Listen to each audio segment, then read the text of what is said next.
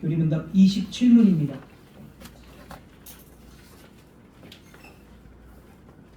제가 질문을 읽으면 여러분이 답을 읽어주시면 되겠습니다. 제27문, 하나님의 섭리란 무엇입니까? 섭리란 하나님의 전능하고 온전하신 공정으로 하나님께서 마치 자신의 통치하시는 하늘과 땅과 모든 피조물을 여전히 보존하고 다스리시는 것입니다. 그리하여 피와 풀, 피와 가뭄, 풍년과 흉년, 먹을 것과 마실 것, 건강과 질병, 고와 가난, 참으로 이 모든 것이 우연이 아니라 아버지와 같은 손길로 우리에게 임합니다. 아멘. 네, 지난주 26문에서 우리를 구원하기 위해 독생자를 보내신 하나님은 전능자시다라고 고백을 했습니다. 이런 전능하신 하나님께서 말씀으로 세상을 창조하셨습니다. 하늘의 별과 또 바다의 물고기, 나무, 이 모든 만물이 하나님의 작품입니다. 예수 그리스도 안에서 우리 아버지는 보잘것없는 분이 아니라 만물의 주관자이십니다. 우리는 예수 그리스도 안에서 우리 아버지의 전능하심에 대해서 알므로써 우리는 그분의 자녀이고 그분의 인도하심을 받는다는 사실을 깨닫습니다. 그러나 만일 우리 하나님께서 정말로 전능자시라면 분명히 그 전능하신 하나님께서 우리에게 닥친 모든 어려움과 고난들, 나쁜 일들을 막아주셔야 할 것 같습니다. 그런데도 우리에게는 나쁜 일이 계속 일어납니다. 왜 전능하신 그분께서 우리에게 나쁜 일들, 고난들이 일어나도록 그냥 방치하시는 것인지, 우리는 전능하신 창조주 하나님의 자녀들임에도 불구하고 왜 우리에게 있는 이런 나쁜 일들을 하나님께서 막아주지 않는 것입니까? 하나님께서는 우리를 지옥에서 구원하시고 이 세상에서 악과 고통이 우리를 계속 괴롭히게 구원하시고 왜 이제는 이 세상에서는 우리가 악과 고통으로 괴롭힘을 당하게 하십니까? 이런 질문을 우리가 해볼 수가 있을 것입니다. 이런 질문들은 상당히 중요합니다. 실제로 이 세상에서 하나님의 자녀임에도 자녀라고 라는 말씀을 들었는데 너무나 많은 큰 충격적인 어떤 사건들 때문에 나쁜 일들을 경험하고서는 나중에는 하나님을 떠나는 그런 사람들이 너무나 많이 있기 때문에 그렇습니다. 하나님께서 창조를 하신 후에 무엇을 하셨습니까? 예를 들어서 하나님께서 나무를 창조하시고 나무가 있으라라고 말씀하시니 그대로 되었습니다. 이제 만일 하나님께서 그 나무를 창조하신 후에 그냥 방치해 두신다면 어떤 일이 일어나겠습니까? 하나님께서 만약 그 나무를 창조만 하시고 방치해 두셨다면, 즉 말씀대로 성경에 나와 있는 대로 붙드시지 않았다면 그 나무는 곧바로 물론 어느 정도 시간이 우리 생각에 있을 수 있겠지만은 그 나무는 순간 분해되고 하나님께서 창조하시기 이전으로 되돌아갔을 것입니다. 성경에서는 하나님께서 존재하는 모든 이 피조물들을, 이 만물을 붙드신다라고 말을 하고 있습니다. 이 말은 하나님께서는 존재하는 창조물들을 단순히 그냥 지키시는 분이시다 이런 뜻이 아닙니다. 하나님께서는 이 모든 창조물들이 하나님의 뜻 안에서 더 발전되고 진전되고 또는 때로는 변화도 될 수 있도록 이 모든 것을 주권적인 능력으로 다스린다라는 뜻입니다.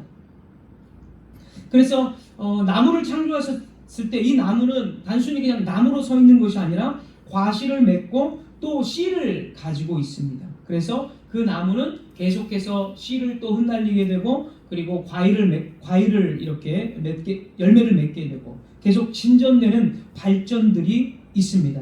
이러한 발전과 변화, 이 모든 것까지도 바로 하나님의 능력에서 나오는 것입니다. 성경에는 농작물을 성장하게 하시는 분이 바로 하나님이시고 바람과 비를 내리시는 분도 하나님이시다라고 분명하게 상당히 많이 언급을 하고 있습니다. 이러한 하나님의 창조 그리고 하나님의 이 주권적인 활동, 이런 것들을 우리 교리문답에서는 보존하고 다스린다 이렇게 말을 하고 있습니다. 우리 두 번째 줄 보면 땅과 모든 피조물을 여전히 보존하고 다스리신다 이렇게 표현을 하고 있습니다. 하나님께서 만물을 다스리심으로 잎새와 풀, 비와 가뭄, 풍년과 흉년, 먹을 것과 마실 것, 건강과 질병, 부와 가난, 참으로 이 모든 것이 우연이 아니라 아버지와 같은 그의 손길로 우리에게 임한다라고 고백을 합니다. 이렇게 하나님께서 만물을 창조하시고 그리고 붙드시는 것, 그리고 다스리는 것, 이것을 쉽게 얘기해서 하나님의 섭리라고 우리는 말합니다. 하나님의 섭리. 섭리라는 것은 원래는 어떤 일을 작정하시고 그 작정을 이루어 가시는 것, 사실 이것을 섭리라고 말합니다. 그러니까 하나님께서 이 일을 이렇게 작정하셨고 그 일을 반드시 이루신다, 이것을 섭리라고 말합니다. 원래는 그러한 하나님의 계획이나 작정은 성경에서 분명히 말합니다. 시편 33편 11절, 시편 33편 11절, 여호와의 계획은 영원히 서고 그의 생각은 대대에 이르리로다. 히브리서 6장 17절도 하나님은 그 뜻이 변하지 아니함을 충분히 나타내시려고 그 일을 맹세로 보증하셨나니. 하나님의 구원 사역뿐만이 아니라 이 세상의 모든 일까지 다 하나님의 작정, 그리고 그것을 이루시는 섭리 가운데 일어나는 것이고, 그 모든 작정과 섭리는 이미 다 끝났습니다. 끝났기 때문에 절대로 변경이 되지 않습니다. 물론 우리는 전혀 그 섭리와 작정을, 인간이라는 존재이기 때문에 절대로 알 수 없습니다. 알 수 없지만 하나님의 영역에서는 작정과 섭리는 다 끝났습니다. 왜냐하면 예수 그리스도께서 오시는 마지막 최종적인 그 재림을 하나님은 작정 이미 다 하셨기 때문에 이 세상의 모든 일들은 이미 작정과 섭리로, 그 하나님의 작정으로서 끝났고, 그 작정하신 것을 지금 이루어가는 과정 가운데 있습니다. 우리는 그것을 상상을 해서 막 뭔가를 캐내려고 할 수는 없습니다. 인간의 한계이기 때문에. 자, 그리고 이제 섭리라는 이 단어는 돌보다, 관심을 갖다라는 뜻에서 유래했습니다. 돌보다, 관심을 갖다. 그래서 이 섭리라는 말의 의미는, 이 섭리에 대해서 조금 더 보충을 해본다면, 하나님께서 어떠한 일을 계획하시고 그것을 이루어지게 하시고, 그리고 그 피조물들의 관심을 가지시고 지속적으로 돌보시는 것, 이것을 섭리다, 이렇게 보충해서 말을 해볼 수가 있습니다. 이렇게 볼 때 이 세상은 여전히 하나님의 세상이고 하나님이 이 세상의 주인이십니다. 우리는 세상의 유지와 질서에 있어서 결코 하나님을 배제시킬 수가 없습니다.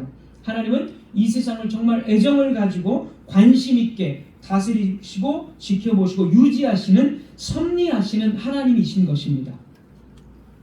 그러나 이 섭리를 부정하는 이신론이 있습니다. 이신론. 이 부분은 예전에 말씀드린 적이 있지만 그래도 한 번 더 짚고 넘어가겠습니다.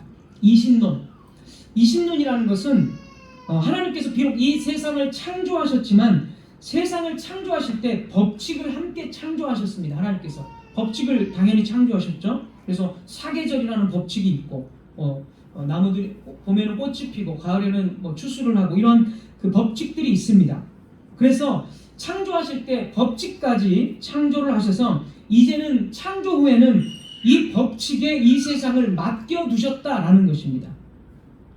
그래서 이 법칙으로 세상이 돌아가고 하나님께서는 더 이상 이 세상에 관여하지 않는다. 이것이 바로 이신론이라고 합니다. 이신론. 이치가, 쉽게 말하면 법칙, 이치가 신이 되는 이론, 이신론입니다. 예를 들어서 하나님께서 만드신 이 이신론에서 하나님께서 만드신 세상은 빵을 만드는 기계와 같습니다. 처음에 하나님께서 빵을 만드는 기계를 만드셨고, 그 이후에는 이 기계가 잘 작동되도록 법칙을 심어 놓으셨기 때문에 이 기계가 알아서 잘 돌아가면서 빵을 만들고 굽습니다. 그래서 하나님은 더 이상 빵 만드는 일에 손대지 않으시고 관심도 가지지 않으십니다. 이것이 바로 이신론입니다. 실제로 많은 성도들은 그렇게 생각을 하는 경향이 있습니다. 하나님께서 나를 구원해 주셨으니까, 예수님을 통해서 구원하신 일은 너무나 감사하고, 그러니까 이제 그 나머지 모든 인생을 내 스스로 개척해놔서 내가 열심히 하면 뭔가를 할 수 있고, 이러한 일 속에서도 하나님을 항상 배제하고 생각을 하는 겁니다. 물론 우리는 자기가 수고하는 대로 어느 정도, 이것도 세상의 법칙이니까 수고한 대로 얻는 것 다 하나님이 세우신 법칙이기 때문에 일정 부분 수고한 대로, 세상이 뭐 불의한 것도 있고 막 여러 가지 억울한 일도 변수도 많지만 어쨌든 기본적으로 열심히 수고하면 어느 정도는 이 수확을 얻을 수는 있습니다. 그런데 성도들 가운데서도 문제는 하나님을 항상 배제하는 겁니다. 내가 무슨 일을 할 때 하나님 앞에 정말 기도하고 이 일들 가운데 하나님께서 복 주시고 이 일을 정말 하나님 나라 안에서 잘 이루어질 수 있게 해달라고 항상 기도하며 모든 삶의 부분을 하나님께 맡기고 기도해야 되는데, 구원받았고 거기서 이제 유익을 얻었으니까 나머지 모든 삶은 이제 내가 모든 걸 다 선택하고 하나님께서 원하시는 그 뜻들은 전혀 생각하지 않고 그런 식으로 하는 경향이 많습니다. 어떻게 보면 이런 부분도 이신론, 하나님을 어떤 일에 있어서 하나님을 배제하는 이런 생각들, 결정들, 이런 것들을 역시 이신론적으로 신앙생활한다라고 볼 수도 있습니다.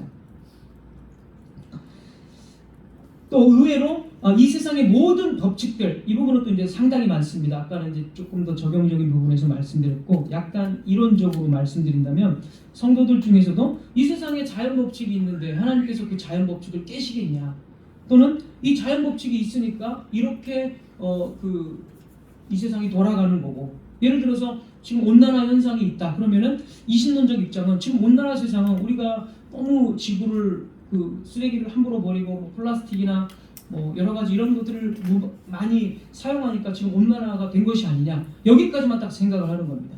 사실은 이 온난화조차도, 이 기후의 변화, 이런 모든 것조차도 물론 자연 법칙이 있기 때문에 쓰레기를 정말 무분별하게 배출할 때 온난화가 있을 수 있겠죠. 그게 없다는 게 아니에요. 하지만 단순히 그 온난화가 우리가 이렇게 했기 때문에 인과응보의 관계에서 이렇게 됐다라고 보는 것이 이신론적 입장이라는 겁니다. 이 온난화의 그 배후에는 누가 있습니까? 하나님이 계십니다.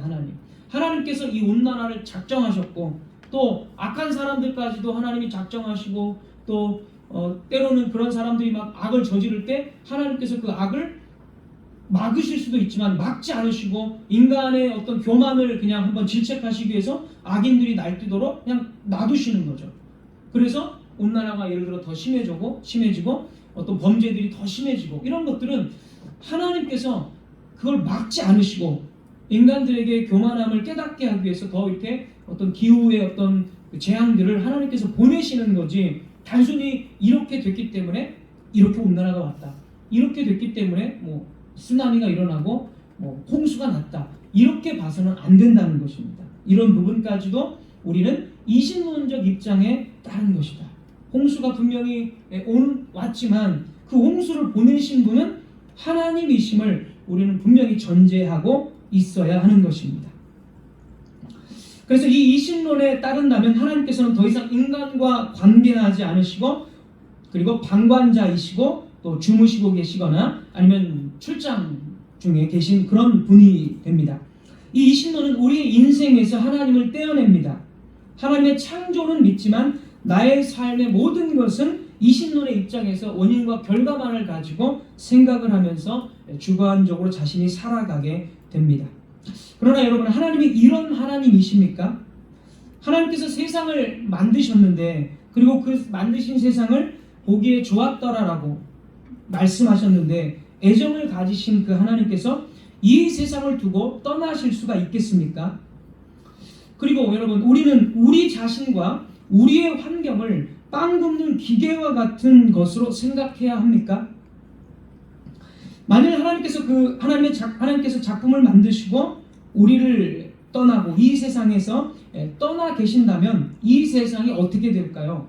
세상과 우리는 정말 한순간에 멸망하고 말 것입니다. 예를 들어서 하나님께서 태양빛을 한순간에 꺼뜨려 버리신다면 어떻게 인류가 존재할 수 있겠습니까? 그러니까 이 태양빛을 불타게 하고 지구가 이 태양을 공전하고 이 모든 것들을 하나님께서, 물론 법칙이 있지만 그 법칙을 실행하고 계시기 때문에 이 세상이 움직이고 있는 것이지, 만약 하나님께서 정말 태양빛을 꺼뜨려 버리신다면 뭐 일주일을 인간이 버틸 수 있을까요? 다 얼어 죽을 것입니다. 단번에. 그래서 하나님께서 이 세상에 관여하지 않는다면, 그래서 당신의 호흡을 거두신다면 모든 혈기 있는 자는 한순간에 멸망하고 지구는 사라지고 말 것입니다. 하나님은 결코 멀리 계시지 않습니다. 하나님은 항상 활동적으로 당신이 만드신 이 세상 구석구석을 주관하십니다. 이 진리는 예수님께서 제자들에게 하셨던 말씀에서도 분명히 나타납니다. 마태복음 10장 29절에서 31절입니다. 마태복음 10장 29절에서 31절. 참새 2마리가 한 아사리온에 팔리지 않느냐? 그러나 너희 아버지께서 허락하지 아니하시면 그 하나도 땅에 떨어지지 아니하리라. 너희에게는 머리털까지 다 세신 바 되었나니 두려워하지 말라. 너희는 많은 참새보다 귀하니라. 여기서 참새, 그 당시 굉장히 흔한 것이었겠죠. 이 참새 2마리가 한 아사리온에 팔리는 것, 여기서 보면 시장 경제까지 어떤 국가나 어떤 특정 기업의 오너들이 이 경제를 주관하는 것 같지만, 세계 경제를 이 세계 강대국들이 주관하는 것 같지만, 여기 보면 참새 2마리가 한 아사리온에 팔리지 않느냐, 시장 경제까지도 사실은 다 하나님의 손에서 나오는 섭리에서 나오는 것이다라고 말하고 있습니다. 그 참새가 그 하나도 땅에 떨어지지 아니하리라. 아마도 이 땅에 떨어지지 않는 것은 참새가 죽는 것이라기보다는 앞에 있는 구절의 말대로 그 값이 떨어지지 않는다, 뭐 이런 걸 말하는 것 같습니다. 그리고 우리의 머리털까지 세신 바 되었다. 두려워하지 말라. 너희는 참새보다 귀하다. 이렇게 말씀하십니다.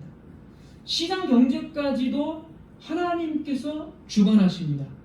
그래서 그런 이론이 있죠. 보이지 않는 하나님의 손, 그 손이 이 모든 시장 경제를 다 이렇게 주관한 그 학자 이름이 갑자기 생각이 안 나는데 제가 있어요. 그 사람도 기독교인이에요. 아무튼 그래서 시장 경제를 이렇게 보면서 보이지 않는 손인데 원래는 보이지 않는 하나님의 손입니다. 그래서 하나님께서 이 시장 경제까지도 다 주관하신다라는 그 책이 갑자기 생각이 안 나는데 그 학자이고 그런 책이 아무튼 있습니다. 아주 유명한 책. 자, 그래서 이 시장 경제까지도 정말 하나님께서 주관하신다. 우리는 이런 사실을 들을 때 과연 그럼 지금 이렇게 물가가 막 오르고 있고 막 이렇게 경제가 어렵고 이런 것들도 다 하나님이 주관하신다는 건가? 이렇게 의문이 들 수 있는데 정말 사실이라는 거죠. 왜 이렇게 주관하실까? 그건 알 수 없어요. 우리는 하나님의 작정이나 섭리를 알 수 없지만 한 가지 확실한 건 그런 건 있습니다. 성경을 통해 알 수 있는 건 하나님께서 왜 코로나를 보내시고 왜 우리에게 재앙을 주시는가? 그런 것 중에 이제 가장 확실한 건 하나입니다. 인간의 한계를 깨닫고 인간이 정말 겸손해야 된다는 것, 그것을 가르치기 위해서 하나님께서는 정말 이런 특별한 일들을 가끔씩 이렇게 일으키십니다. 우리의 머리털까지, 우리가 아침에 머리를 감을 때 그 머리털이 몇 개가 빠지는 것까지도 다 하나님의 작정과 섭리가 없이는 허락이 되지 않는다는 것입니다. 그래서 천지의 창조주께서는 정말 오늘도 매우 활발하게 창조물의 모든 면에서 관계하십니다. 주사위가 던져지는 것까지, 주사위가 던져졌을 때 어떤 숫자가 나오는 것까지도 주님께서는 작정하시고 섭리하십니다. 잠언서 16장 33절, 잠언 16장 33절. 제비는 사람이 뽑으나 모든 일을 작정하기는 여호와께 있느니라. 참으로 모든 일들은 우연히 일어나는 것이 아니라 하나님께서 작정하시고 섭리하심으로 그 일들을 이루어 가시는 것입니다. 시편 139편 다윗의 고백을 한번 살펴봅니다. 시편 139편을 보시면 2절입니다. 2절. 주께서 내가 앉고 일어섬을 아시고 멀리서도 나의 생각을 밝히 아시오며. 내가 앉고 일어나는 거, 우리는 일상에서 그냥 앉고 일어나는데 앉고 일어나는 모든 이유와 그 일들을 이미 하나님께서 다 아신다는 겁니다. 우리는 화장실에 가기 위해서 앉았다가 일어납니다. 그런데 이 모든 앉고 일어섬은 이미 하나님께서 다 알고 작정을 하셨다는 것입니다. 자, 그리고 멀리서도 나의 생각을 밝히 아시오며. 나의 생각, 내가 생각하고 입 밖에 그 말을 생각하는 걸 입으로 꺼내기 전에 하나님께서는 그 생각 가지고 다 아신다. 4절입니다. 4절 이어지는 4절 여호와여 내 혀의 말을 알지 못하시는 것이 하나도 없으시니이다. 하나도 없다. 알지 못하는 것이. 7절입니다. 7절 이하 보면 내가 주의 영을 떠나 어디로 가며 주의 앞에서 어디로 피하리이까. 내가 하늘에 올라갈지라도 거기 계시며 스월에 내 자리를 펼지라도 거기 계시니이다. 내가 새벽 날개를 치며 바다 끝에 가서 거주할지라도 거기서도 주의 손이 나를 인도하시며 주의 오른손이 나를 붙드시리이다. 다윗은 하나님께서 너무나는 말은 좀 그렇고 정말 가까이 계셔서 어디 하나 하나님의 눈을 피해서 숨을 곳이 없다라고 분명하게 말합니다. 다윗은 자기의 모든 걸음이 항상 자기와 함께 하시는 하나님, 만물을 다스리고 모든 일들을 완벽하게 통치하시는 하나님의 손 안에 있다라는 사실을 알고 있는 것입니다. 다윗이 고백한 대로 하나님은 정말 16절 그 이하 보면 내 형질이 이루어지기 전에 주의 눈이 보셨으며 나를 위하여 정한 날이 하루도 되기 전에 주의 책에 다 기록이 되었나이다. 다윗에 관한 모든 것들이 태어나기도 전에 다 정해지고 이루어진다라는 것입니다. 다윗은 굉장히 잘생긴 사람이었고 불그스름했다라고 기록이 됩니다. 아버지가 있고 어머니가 있고 또 골리앗을 죽이고 사울에게 추격을 당하고 또 밧세바를 범한 죄를 짓고 또 감추려 했지만 나단에게 또 책망을 들었습니다. 이런 모든 것을 하나님께서 이미 다 작정하시고 그것을 그렇게 이루어 가셨다라는 것입니다. 하나님께서 작정하신다면 분명히 그 일은 섭리로서 이루어지는 것입니다. 그래서 다윗에게 우연한 일은 아무것도 없는 것처럼 우리에게도 우연으로 일어나는 것은 아무것도 없습니다. 예수 그리스도를 통해서 우리를 지옥에서 구출하시고 자녀로 만드신 하나님은 어떤 분이십니까? 그 하나님은 하찮은 하나님이 아니십니다. 그분은 멀리 떨어져 계신 분이 아니라 저와 여러분의 모든 생애를 포함해서 하나님께서는 저와 여러분을 다 포함해서 만드신 이 만물을 다 붙드시고 다스리신다라고 성경은 계시하고 있습니다. 이런 하나님의 계시는 우리 존재의 모든 국면에 관계하시는 하나님이심을 분명히 드러냅니다. 이것이 바로 진리입니다. 오늘 27문답 보면 섭리란 이렇게 나옵니다. 섭리란 하나님의 전능하고 언제 어디나 미치는 능력으로서 하나님께서 마치 자신의 손으로 하듯이 하늘과 땅과 모든 피조물을 여전히 보존하고 다스리시는 것입니다. 그리하여 잎새와 풀, 비와 가뭄, 풍년과 흉년, 먹을 것과 마실 것, 건강과 질병, 부와 가난이 일어납니다. 이 구절의 그 마지막 부분에서 우리가 알 수 있듯이 우연이 아니다 이렇게 말합니다. 섭리는 그래서 우연의 반대말입니다. 우리는 흔히 그냥 우연이라는 말을 하지만 그 우연은 사실 섭리가 들어간 우연이라고 단지 우리가 그냥 표현만 하는 것입니다. 이 세상은 전혀 우연으로 돌아가고 있지 않고 하나님의 손에 의해서 움직여지고 있는 것입니다. 하나님께서는 절대로 자신의 창조 세계를 우연에 맡기시지 않으셨습니다. 그래서 이 세상에는 우리가 이해할 수 없는 일들이 일어날지라도 그분의 뜻이 없이는 일어날 수 없다는 사실을 분명하게 기억해야 합니다. 매일 해가 뜨고 집니다. 해마다 같은 사계절이 돌아옵니다. 봄은 만물이 소성하는 계절입니다. 가을은 추수의 계절입니다. 사람들은 이것을 순리라고 말하지만 순리가 아니라 섭리, 하나님의 섭리입니다. 세상에 비참한 일들이 일어나고 지진, 홍수, 사람들이 정말 끔찍한 사건에 연루되어 억울하게 죽고 가족을 잃게 되는 일들도 일어납니다. 대참사들까지도 악인에 의해서 또 악인이 시작을 해서 대참사들도 일어납니다. 이 모든 것이 우연하게 일어난 것입니까? 절대로 우연이 아닙니다. 저와 여러분이 가지고 있는 건강과 또는 질병과 여러분이 가지고 있는 부와 또는 가난함, 이런 모든 것들은 절대로 우연, 자연적인 사건이라는 것은 없습니다. 왜냐하면 아무것도 은혜로우신 하나님 아버지의 지배 밖에서, 주권 밖에서 일어나는 일은 없기 때문입니다. 그러므로 여러분, 우리는 믿음의 눈을 가지고 모든 것 속에서, 이 세상에 살면서 모든 것 속에서 하나님의 섭리를 찬양해야 합니다. 우리는 초목에서도 하나님 아버지의 다스리심과 섭리를 볼 수 있고, 우리가 단순히 먹고 마시는 것조차도 그것에서 하나님의 섭리와 사랑을 느낄 수 있어야 합니다. 건강 중에서도, 또 병 중에서도 우리는 예수 그리스도 안에 있는 하나님의 사랑과 섭리를 볼 수 있어야 합니다. 지극히 작은 일일지라도 하나님의 섭리를 떠나서 우리는 생각할 수 없습니다. 하나님께서는 그의 아들 예수 그리스도를 하나님 우편에 앉히셨습니다. 그리고 이 모든 만물을 다스리도록 그 주권을 맡기셨습니다. 그래서 이 모든 일은 주권적인 우리 예수 그리스도 안에서 이 모든 일은 일어나는 것입니다.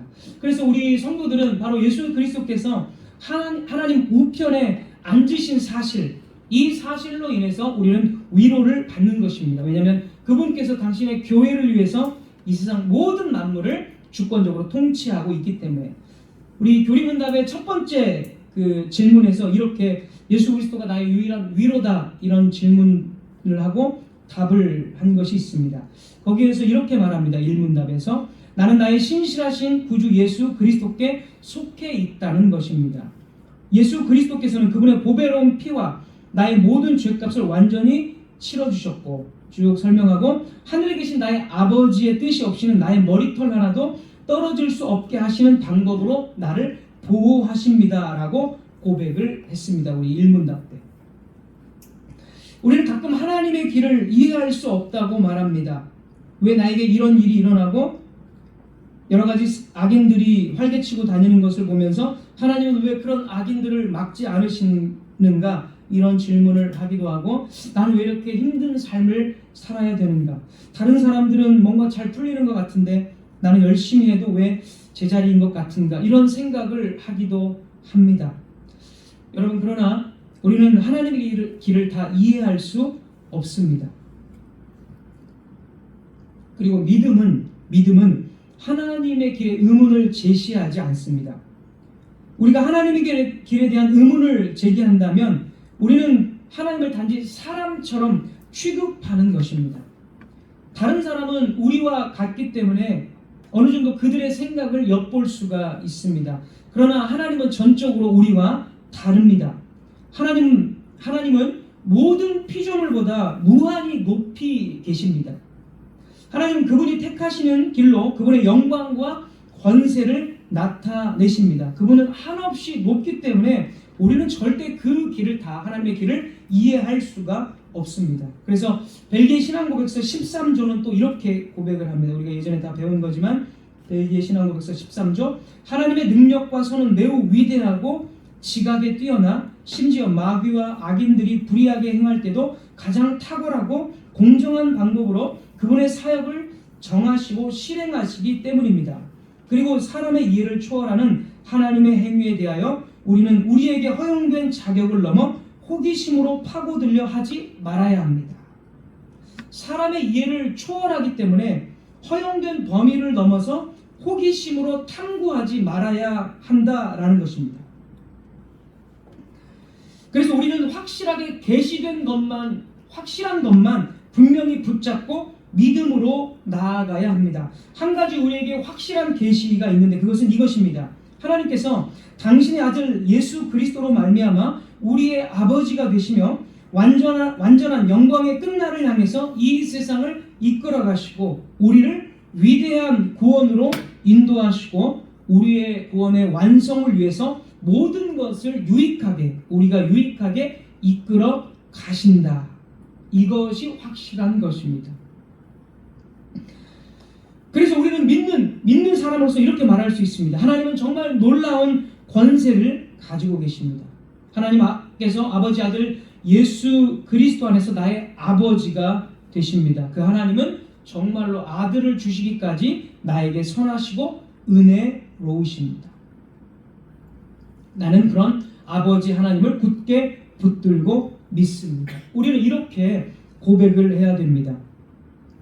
이런 신앙의 표현은 28문답에서도 역시 다시 또 발견을 하게 됩니다. 28문을 보면 우리가 믿음을 가지고 세상과 우리 개개인을 다루시는 하나님의 섭리에 관하여 알게 되었을 때 우리가 역경에서 인내할 수 있고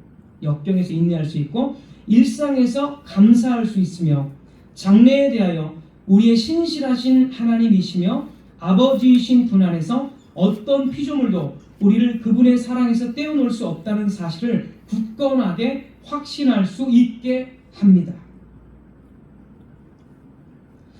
우리는 성경에 계시된 대로 성경에 이 정도만 계시를 했다면 우리는 그 정도로 계시를 받아들여야 하고 그 계시의 맥락 안에서만 우리는 세상 돌아가는 모든 일들을 생각해야 합니다.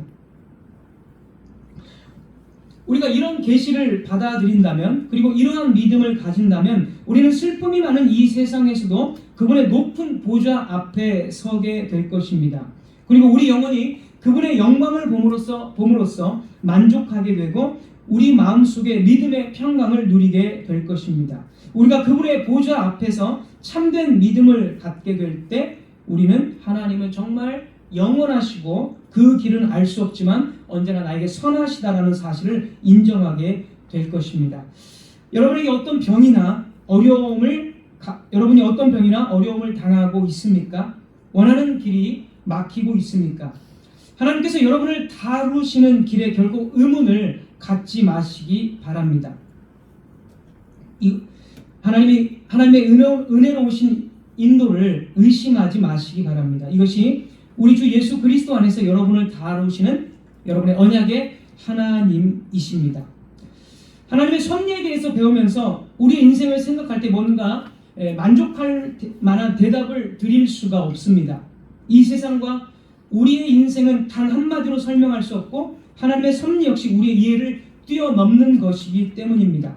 따라서 이 시간에 주권적으로 보호하시는 하나님께서 어떻게 우리에게 나쁜 일이 생기게 하시는가 하는 문제에 대해서 우리 마음속에 일어나는 모든 의문에 대해서 시원하게 설명을 할 것이라는 기대를 하지 마십시오. 물론 그 맥락 안에서 어느 정도 다 설명을 할 수 있지만 정말 모든 것을 명확하게 다 설명을 할 수는 없을 것입니다.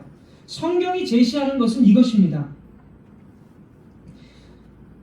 성경이 제시하는 것은 하나님께서 말씀하시는 이 섭리라는 계시를 다 이해 못해도 겸손하게 받아들이라는 것입니다. 그것이 성경이 제시하는 요청이지 하나하나 왜 하나님은 그때 그 일을 그렇게 하셨고 하나님은 과거에 왜 나를 그렇게 대하셨고 내가 왜 이런 일을 해야 되고 또 지금 나의 삶은 왜 이렇게 고통을 받고 있는가. 하나님께서 일일이 내 모든 질문에 다 대답해 줄 의무가 없으십니다. 우리는 성경이 계시한 그대로 이 놀라운 창조 세계가 있고 하나님께서 이 창조 세계를 다스리시고 주권적으로 그리고 일어나는 모든 것들을 다 하나님께서 작정하시고 섭리하신다는 이 계시를 우리는 단순히 수납하고 받아들여야 하는 것, 그것이 성경이 요청하는 것입니다. 모든 설교의 목적도 그것일 것입니다.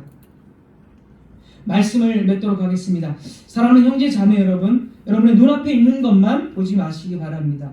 여러분이 현재 가지지 못한 것에 관해서만 생각하지 마시기 바랍니다.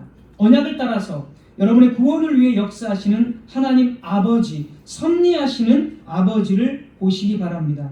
그분이 철저하게 나에 대한 모든 것을 다 아시고 모든 것을 계획해 두셨습니다. 그분이 무엇을 작정하시고 행하시든지 그것은 우리의 유익, 우리를 높이시기 위한 길, 바로 이것을 받아들이십시오. 우리 하나님 아버지께서 우리를 완전한 곳으로 분명히 인도하실 것입니다. 우리의 성공뿐 아니라 우리의 기쁨뿐 아니라 우리의 실패와 슬픔, 우리의 실망도 하나님 아버지께서는 우리의 구원을 위해서 역사하시는 수단이 되는 것입니다. 그러므로 여러분, 하나님 아버지께서 하시는 일을 믿으시기 바랍니다. 그분을 더욱더 신뢰하시고 하루하루 아침을 시작하고 하루하루 저녁을 마무리하게 하시는 그 주권적인 아버지, 섭리하신 선하신 아버지 하나님을 찬양하며 그분 안에서 늘 위로와 기쁨을 누리시기를 바라겠습니다. 기도하겠습니다.